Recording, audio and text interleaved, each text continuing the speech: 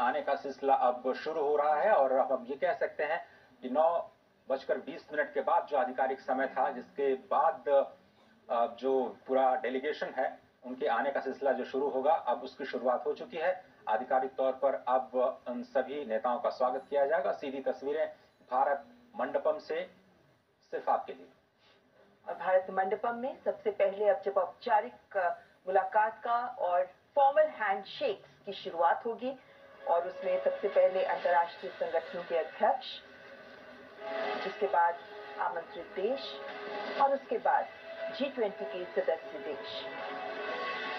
और ये अंतर्राष्ट्रीय संस्थाएं बहुत ही महत्वपूर्ण भूमिका निभाती हैं ग्लोबल कंसेंसस बनाने में, उन मुद्दों पर जिस पर विश्व चर्चा करता आया है। और इंटरनेशनल एक्सपर्ट्स के जरिए, इन इंटरनेशनल एजेंसीज के जरिए G20 जैसे मोर्चों को क्रेडिबिलिटी मिलती है, क्योंकि अगर आप G7 से केवल तुलना करें तो हालांकि अनौपचारिक तौर पर आप देखें तो G20 का कोई सेक्रेटेरिएट नहीं है।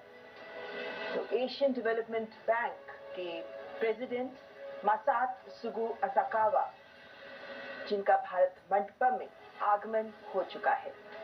पहले मेहमान आज के G20 शिखर सम्मेलन 2023 में भारत की अध्यक्षता में भारत मंडपम में प्रवेश करते हुए एशियन डेवलपमेंट बैंक के अध्यक्ष। एशियन डेवलपमेंट बैंक जो एशिया और प्रशांत क्षेत्र में समावेशी विकास की सोच को आगे बढ़ाता है, बहुत ही आवश्यक। इसी सोच के तहत ये बैंक विभिन्न देशों को वित्त भी उपलब्ध कराता है और ये विकास को भी गति देता है। इन मायनों में एशिया के विकास के लिए एशियन डेवलपमेंट बैंक अपनी भूमिका लगातार बढ़ाता रहा है। बहुत बड़ी भूमिका 21वीं सदी, एशिया की सदी, और एशिया में फाइनेंस की जो समस्या है उसको दूर करने के लिए एडीबी ने महत्वपूर्ण भूमिका निभाई। और कैसे इसको और सशक्त किया जाए, कैसे इसका बेहतर कैपिटलाइजेशन किया जाए, उस पर भी फोकस एडीबी का इस वक्त आप देख रहे हैं। भारत मंडपम के अंदर की तस्वीरें, जहां पर योग मुद्राएं भारत की संस्कृति और सभ्यता से हमारे विदेशी मेहमानों को परिचित कराते हुए नजर आएंगी। प्रधानमंत्री नरेंद्र मोदी औपचारिक रूप से इन सभी नेताओं का स्वागत करेंगे। एशियन डेवलपमेंट बैंक के प्रेसिडेंट मासात्सुगु असाकावा जो भारत मंडपम में प्रवेश कर चुके हैं और अब कुछ ही पलों में प्रधानमंत्री उनका औपचारिक स्वागत करेंगे। भारत मंडपम में जिस स्थान से हमारे राष्ट्राध्यक्ष, विभिन्न मेहमान गुजरेंगे, उन्हें फ्लैग्स के द्वारा झंडे लगाकर उनका स्वागत किया जा रहा है और भारत मंडपम की खूबसूरती से दो चार होते हुए ये सभी हमारे मेहमान मुख्य स्थल तक पहुंचेंगे। तो एशियाई क्षेत्र में इंफ्रास्ट्रक्चर डेवलपमेंट को बढ़ावा देने के लिए एडीबी की बहुत ही महत्वपूर्ण भूमिका है और भारत एक बहुत ही अहम हिस्सा इस। तो प्रधानमंत्री नरेंद्र मोदी इस वक्त एशियन डेवलपमेंट बैंक के प्रेसिडेंट मासात्सुगु असाकावा का स्वागत करते हुए, और यहाँ से जो सिलसिला शुरू हुआ है ये लगातार आगे बढ़ेगा। फाइनेंशियल स्टेबिलिटी बोर्ड, वित्तीय स्थिरता बोर्ड के अध्यक्ष क्लास नॉट भारत मंडपम में प्रवेश कर चुके हैं। 2021 से ही वे एफएसबी के अध्यक्ष रहे हैं। उन्हें एक लंबा अनुभव रहा है। यूरोपियन सेंट्रल बैंक के गवर्निंग काउंसिल के भी सदस्य हैं, जनरल काउंसिल के भी सदस्य हैं और वे आईएमएफ के बोर्ड ऑफ गवर्नर्स के भी सदस्य हैं। प्रधानमंत्री Narendra Modi financial stability board FSB के अध्यक्ष क्लास नॉट का स्वागत करते हुए। और एफएसबी बहुत इंपॉर्टेंट इसलिए क्योंकि आईएमएफ के साथ मिलकर के इन्होंने सिंथेसिस पेपर तैयार किया है। भारत ने जो अपनी प्रेसिडेंसी में क्रिप्टो को रेगुलेशन को लेकर के प्राथमिकता दिखाई, उस पर काफी इंपॉर्टेंट। और इस वक्त अंतर्राष्ट्रीय श्रम संगठन आईएलओ के डायरेक्टर जनरल गिलबर्ट एफ हाउंगबो, जिनका प्रवेश हो चुका है, वे आईएलओ के 11वें डायरेक्टर जनरल हैं और वे पहले अफ्रीका महाद्वीप के नागरिक हैं जिन्हें ये पद मिला है। 2022 से ही वे इस पद पर आसीन हैं।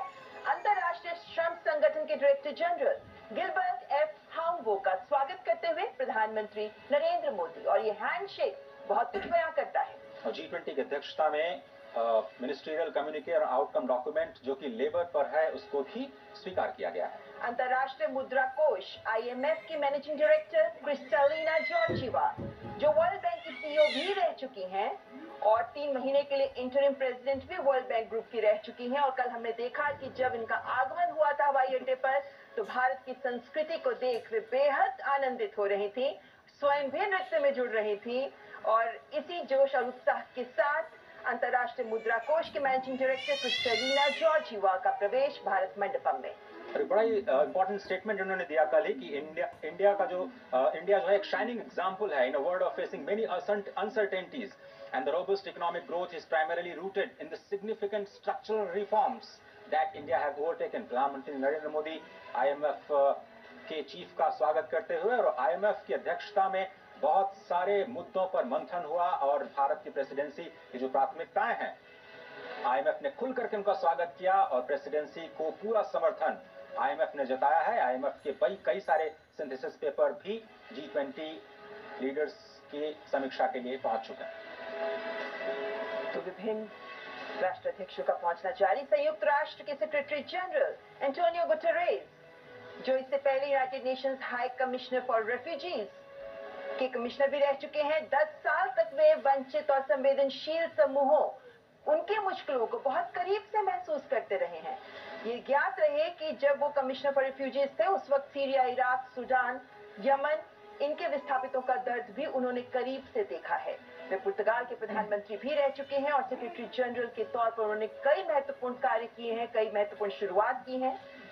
और G20 की अध्यक्षता के लिहाज से ये समझना जरूरी है कि कल ही उन्होंने बड़ा बयान दिया कि यूनाइटेड नेशंस में भी रिफॉर्म के लिए वो तैयार हैं। यूनाइटेड नेशंस के चीफ के तौर पर ये बड़ा बयान, भारत की प्रेसिडेंसी में आना और भारत की प्रेसिडेंसी को समर्थन देना यूनाइटेड नेशंस की तरफ से एक बड़ा बयान। तो प्रधानमंत्री नरेंद्र मोदी इस वक्त सेक्रेटरी जनरल एंटोनियो गुटेरेस का स्वागत करते हुए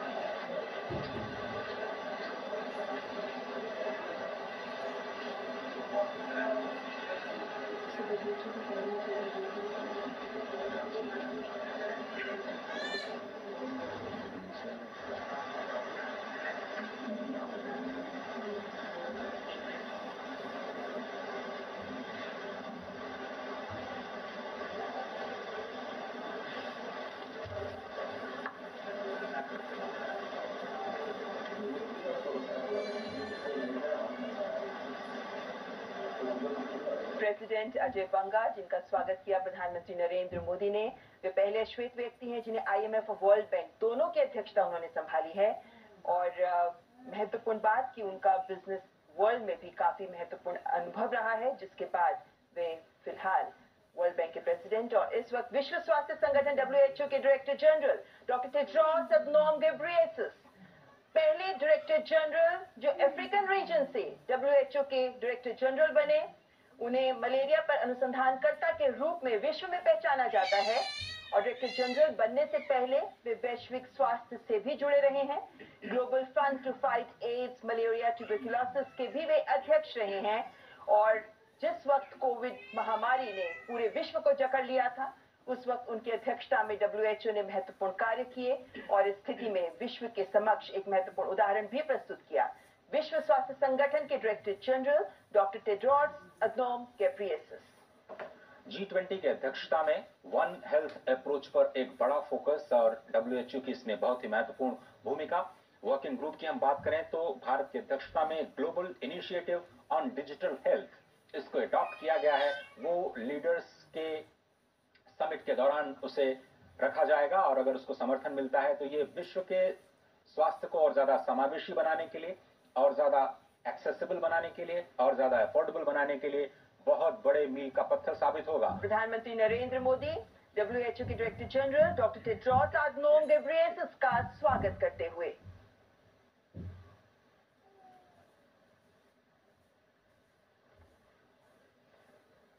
सांकेतिक रूप से लगता है कि उनका हालचाल पूछ रहे हैं प्रधानमंत्री। और अब स्क्रीन पर आप देख सकते हैं OECD यानी आर्थिक सहयोग और विकास संगठन के सेक्रेटरी जनरल मैथियास कामन, जो ऑस्ट्रेलिया के वित्त मंत्री भी रह चुके हैं, प्रधानमंत्री नरेंद्र मोदी उनका स्वागत करते हुए। इंटरनेशनल टैक्सेशन और कैपेसिटी बिल्डिंग में OECD की बहुत ही महत्वपूर्ण भूमिका, उनके रिपोर्ट से बहुत ज्यादा मदद मिलती है और जो G20 के वर्किंग ग्रुप हैं उनको अपनी चर्चाओं को और आगे बढ़ाने के लिए बहुत ही इंपॉर्टेंट इंटरनेशनल ऑर्गेनाइजेशंस जो कि इनवाइट किए जाते हैं G20 के सम्मेलन में बहुत ही खास इनपुट्स के लिए, जो डिसीजन मेकिंग में बहुत ही अहम भूमिका निभाते हैं, वैश्विक स्तर पर मुद्दों पर समावेशी विकास को समाहित करने में बहुत ही महत्वपूर्ण भूमिका निभाता है। और वर्ल्ड ट्रेड ऑर्गेनाइजेशन के डायरेक्टर जनरल गोजी ओकोंजो-इवियाला, जो पहली महिला डायरेक्टर जनरल रही हैं WTO की और पहली अफ्रीकी नागरिक जिन्हें WTO की अध्यक्षता मिली है, गोजी ओकोंजो-इवियाला, जो ग्लोबल फाइनेंस एक्सपर्ट हैं, इकोनॉमिस्ट हैं, Asia, Africa, Europe, Latin America, north America में काम करने का इन्हें 40 वर्षों का अनुभव रहा है और अंतर्राष्ट्रीय विकास के विशेषज्ञ इन्हें माना जाता है और फिलहाल WTO की अध्यक्षता संभाल रही है।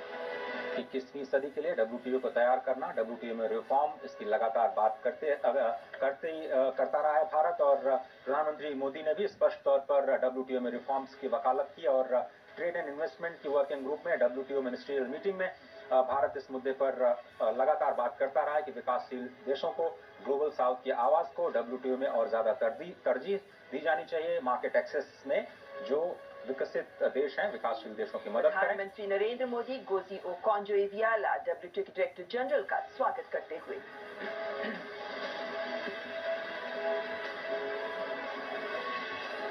इस वक्त अंतर्राष्ट्रीय संगठनों के अध्यक्ष जिनका आगमन हो रहा है और अफ्रीकन यूनियन, अफ्रीकी संघ के अध्यक्ष कोमोरोस के राष्ट्रपति अजाली असुमानी इस वक्त मंडपम में प्रवेश करते हुए अफ्रीकी संघ, जिसको इस शिखर सम्मेलन में सदस्यता मिल सकती है, प्रधानमंत्री नरेंद्र मोदी अफ्रीकी संघ के अध्यक्ष अजाली असुमानी का स्वागत करते हुए, और जिस तरीके से गले लगकर गर्मजोशी के साथ हैंडशेक किया जा रहा है, ये बताती है कि अफ्रीकी संघ को G20 शिखर सम्मेलन में सदस्यता मिलने के आसार पूरे हैं। बिल्कुल, ये बड़ी खबर आ सकती है दिल्ली डिक्लेरेशन के बाद कि अफ्रीकन यूनियन को शामिल किया गया है। बहुत ही इंपॉर्टेंट स्टेटमेंट शायद दिल्ली से निकल सकता है। अभी तक अंतर्राष्ट्रीय संगठनों के अध्यक्ष जिनका स्वागत हो रहा था और अब आमंत्रित देशों के प्रतिनिधि और अध्यक्ष, राष्ट्राध्यक्ष जिनका स्वागत करेंगे प्रधानमंत्री नरेंद्र मोदी। और इस वक्त स्क्रीन पर आप देख सकते हैं ओमान के उप प्रधानमंत्री सईद असाद बिन तारिक अल सईद, जिनका आगमन मंडपम में। ओमान की कैबिनेट में सुल्तान के बाद दूसरे सबसे वरिष्ठ अधिकारी उप प्रधानमंत्री ही होते हैं और ऐसे में अपने देश ओमान का G20 में आमंत्रित देश के तौर पर प्रतिनिधित्व कर रहे हैं ओमान के उप प्रधानमंत्री।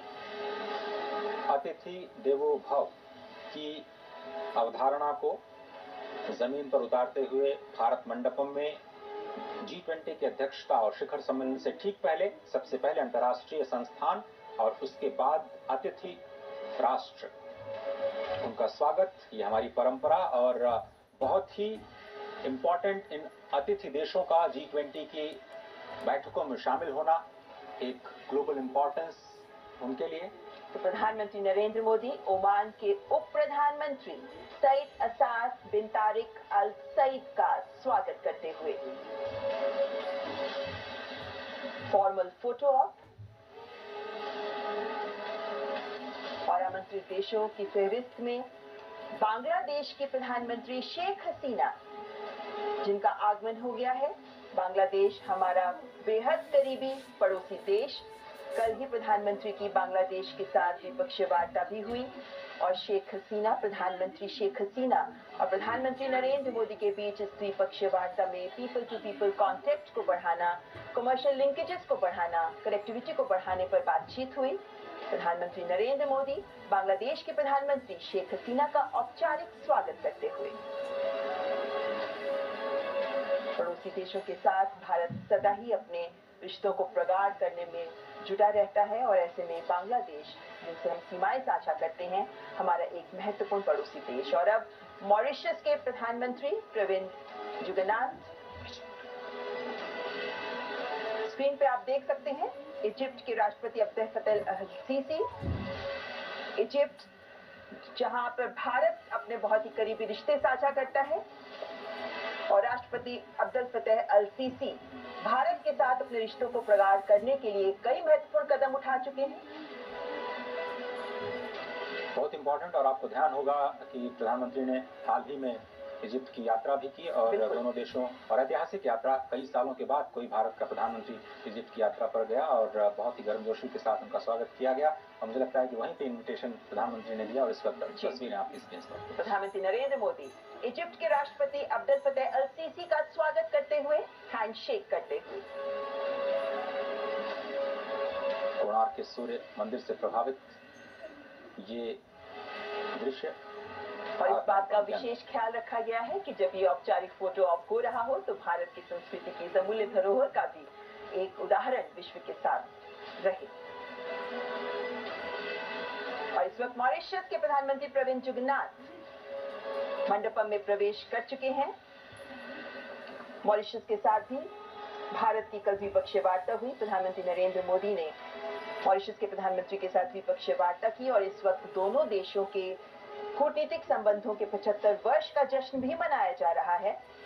और द्विपक्षीय वार्ताओं में भी फिनटेक, ढांचागत विकास, सांस्कृतिक आदान प्रदान पर भी जोर रहा, क्योंकि मॉरिशस पहला ऐसा देश है अफ्रीकी महाद्वीप का जिसके साथ सेपा भी एग्रीमेंट पर भी आगे हम बढ़ चुके हैं, इसको भी हम साझा करते हैं। तो दोनों देशों के बीच के रिश्ते बेहद महत्वपूर्ण। भारतीय मूल के कई नागरिक मॉरिशस में अपने कारोबारी संबंधों को आगे बढ़ाते हुए स्पष्ट तौर पर नजर आते हैं और मॉरिशस को टैक्स ट्रीटीज के लिहाज से भारत के संदर्भ में काफी महत्वपूर्ण देश के रूप में देखा जाता है। प्रधानमंत्री नरेंद्र मोदी मॉरिशस के प्रधानमंत्री प्रविंद जुगन्नाथ का स्वागत करते हुए। विभिन्न देशों के राष्ट्राध्यक्ष जिनका आगमन इस वक्त भारत मंडपम में जारी है और नीदरलैंड्स के प्रधानमंत्री मार्क रूट, नीदरलैंड्स जो आमंत्रित देशों की फहरिस्त में शामिल है और नीदरलैंड्स के साथ भारत का आदान प्रदान महत्वपूर्ण स्तर पर होता रहता है। नीदरलैंड्स की जो वाटर मैनेजमेंट की प्रैक्टिसेस हैं, एग्रीकल्चर की प्रैक्टिसेस हैं, वो पूरी दुनिया के लिए एक मिसाल है। और राष्ट्रपति जब यहाँ की यात्रा पर थे तो बहुत सारे बायलैटरल्स के जरिए दोनों देशों के कारोबारी संबंधों को और मजबूत बनाने की कोशिश की गई थी। और नीदरलैंड्स के प्रधानमंत्री जिस मुस्कुराहट के साथ आगे बढ़े और गले लगकर प्रधानमंत्री का साथ उन्होंने गर्मजोशी से किया, उसके साथ देख सकते हैं कि दोनों देशों के संबंधों में जो गर्मजोशी है ये उसका उदाहरण प्रस्तुत करता है। तो प्रधानमंत्री नरेंद्र मोदी नीदरलैंड्स के प्रधानमंत्री मार्क रूट का स्वागत करते हुए। जैसा हम जानते ही हैं, प्रधानमंत्री नरेंद्र मोदी की विभिन्न देशों के राष्ट्राध्यक्षों के साथ एक अलग ही केमिस्ट्री होती है और जिनके साथ उनकी मुलाकात होती भी रहती है। ऐसे में ये राष्ट्राध्यक्ष जब प्रधानमंत्री से मिलते हैं तो ये गर्मजोशी हमें देखने को मिलती है। इस हैंडशेक में जो गर्मजोशी है, इस हैंडशेक में जो स्ट्रेंथ है, वो आपसे रिश्तों को भी बेहतर बनाती है। और इस वक्त नाइजीरिया के राष्ट्रपति बोला अहमद तिनुबू। नाइजीरिया को उम्मीद है कि भारत से रक्षा क्षेत्र में बहुत बड़ा इन्वेस्टमेंट शायद नाइजीरिया में आ सकता है और साथ ही साथ स्पष्ट तौर पर औपचारिक तौर पर उन्होंने कहा है कि बहुत ही सौभाग्य की बात है कि भारत को G20 की प्रेसिडेंसी दी गई है इस साल और बहुत सारे मुद्दे जो ग्लोबल साउथ पे उठाए गए हैं वो नाइजीरिया ने उनका समर्थन किया है और भारत के प्रति अपनी कृतज्ञता जताई। और अफ्रीका का एक बेहद महत्वपूर्ण सबसे बड़ी अर्थव्यवस्था माना जाता है नाइजीरिया को। इन मायनों में नाइजीरिया एक बेहद महत्वपूर्ण देश अफ्रीका का और नाइजीरिया के राष्ट्रपति का G20 में एक आमंत्रित देश के रूप में G20 शिखर सम्मेलन में शामिल होना भी बेहद महत्वपूर्ण संकेत देता है। और नाइजीरिया के राष्ट्रपति का भारत आना और प्रधानमंत्री नरेंद्र मोदी इस वक्त नाइजीरिया के राष्ट्रपति बोला अहमद तिनुबू का स्वागत करते हुए। और स्पष्ट तौर पर नाइजीरिया बहुत से उत्साहित होगा क्योंकि बहुत सारे इन्वेस्टमेंट्स के इंटरेस्ट लगातार आने शुरू हो गए हैं। ऑटो सेक्टर में कुछ बड़ी उम्मीदें, कुछ बड़े ऐलान भी हुए हैं बीते दिनों। सिंगापुर के प्रधानमंत्री ली शिएन लूंग, और हम जानते हैं कि सिंगापुर के प्रधानमंत्री के साथ प्रधानमंत्री नरेंद्र मोदी बहुत बेहतर केमिस्ट्री रखते हैं। और ऐसे में सिंगापुर के प्रधानमंत्री का भी एक आमंत्रित देश के तौर पर G20 शिखर सम्मेलन में शामिल होना स्वाभाविक है। तो सिंगापुर के प्रधानमंत्री का आगमन। आसियान समिट के दौरान भी प्रधानमंत्री ने जिक्र किया सिंगापुर का स्पष्ट तौर पर, और सिंगापुर से जो भारत सीखना चाहता है उस स्मार्ट सिटीज का जो प्रोजेक्ट है, फाइनेंसिंग सिटीज ऑफ टुमारो को लेकर के जो कॉन्फ्रेंस हुई गांधीनगर में, उसमें सिंगापुर की बहुत ही अहम भूमिका रही। गिफ्ट सिटी जो बनाया गया गांधीनगर में, उसमें भी सिंगापुर एक अहम भागीदार के रूप में सामने आया है। तो सिंगापुर के प्रधानमंत्री ली शिएन लूंग का स्वागत किया प्रधानमंत्री ने, और विभिन्न देशों के राष्ट्राध्यक्षों का आगमन जारी है और उनका औपचारिक स्वागत प्रधानमंत्री नरेंद्र मोदी के द्वारा 18वें G20 शिखर सम्मेलन के दौरान किया जा रहा है। और ये यो वॉल जिसके आगे से सभी राष्ट्राध्यक्ष गुजर रहे हैं, महत्वपूर्ण। स्पेन के उपराष्ट्रपति नादिया कैल्विनो सेंटामारिया,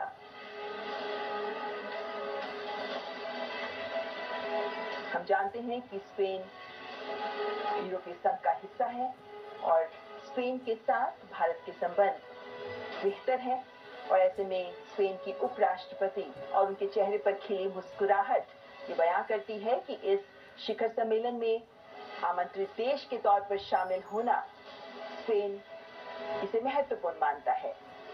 दोनों देशों के बीच स्किल्ड वर्कफोर्स के आदान प्रदान को लेकर के काफी ज्यादा उत्सुकता दिखाई दे रही है, और स्पष्ट तौर पर जो G20 में बातचीत चल रही है, लेबर फोर्स के किसी भी तरह के मूवमेंट को बढ़ावा देने के लिए जो एक आम सहमति, वैश्विक सहमति बनाई जाए, उस पर भारत और स्पेन दोनों ही देशों को फायदा होने की उम्मीद है। प्रधानमंत्री नरेंद्र मोदी स्पेन की उपराष्ट्रपति नादिया कैल्विनो सेंटामारिया का स्वागत करते हुए हैंडशेक करते हुए।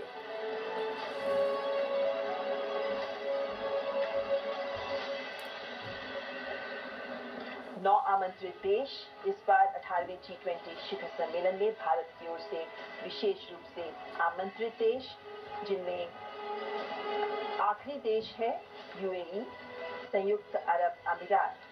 अच्छा, थोड़ी देर पहले UAE के तरफ से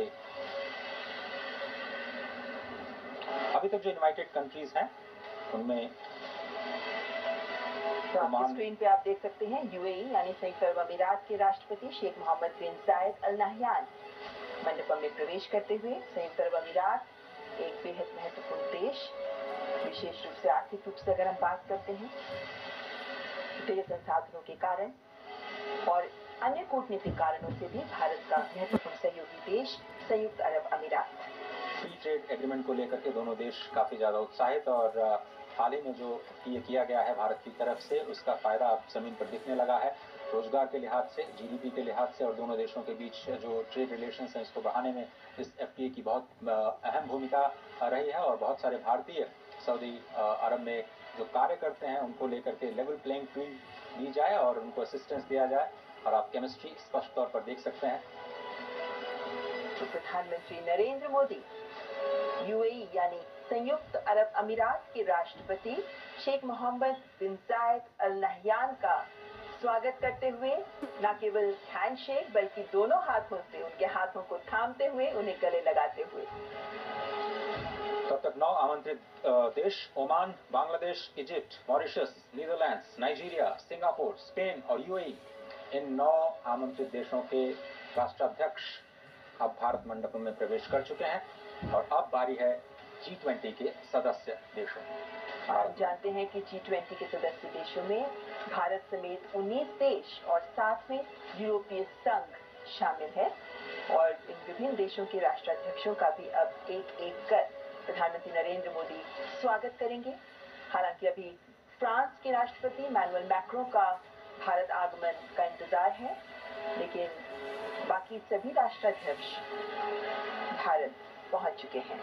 तो इन सभी का स्वागत करेंगे प्रधानमंत्री नरेंद्र मोदी, और भारत मंडपम अपनी पूरी खूबसूरती के साथ इस वक्त मौसम की भी खूबसूरती को समेटे हुए यहाँ अपने विदेशी मेहमानों का स्वागत कर रहा है।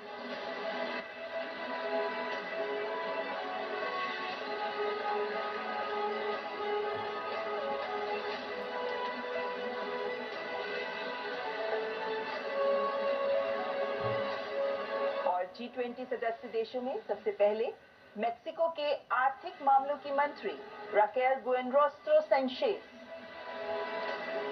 मेक्सिको को विकासशील देशों की एक सशक्त आवाज के रूप में देखा जाता है और एग्रीकल्चर को लेकर के जो वहाँ पे बेस्ट प्रैक्टिसेस हैं उनसे सीखने की कोशिश पूरी दुनिया करती रही है। एग्रीकल्चर वर्किंग ग्रुप में भी मेक्सिको की अहम भूमिका रही है। किस तरह से खाद्य सुरक्षा को लेकर के जो खाद की कीमतों में हमने उछाल देखा कोविड के दौरान, रशिया यूक्रेन क्राइसिस के दौरान, उसमें कैसे सभी लोग मिलकर के फूड सिक्योरिटी की जो समस्या है उस पर आम राय, आम सहमति बना पाए, उसमें मेक्सिको ने एक अहम योगदान दिया। और स्पष्ट तौर पर G20 के सदस्य देश के रूप में भारत और मेक्सिको के न केवल द्विपक्षीय संबंध बल्कि G20 के मंच पर भी इन दोनों देशों का एक विकासशील देश के तौर पर अपने विचारों को रखना काफी अहम। तो मेक्सिको की आर्थिक मामलों की मंत्री राकेल बुएनरोस्ट्रो सैंचेज का स्वागत करते हुए प्रधानमंत्री नरेंद्र मोदी मेक्सिको के राष्ट्राध्यक्ष का ही G20 शिखर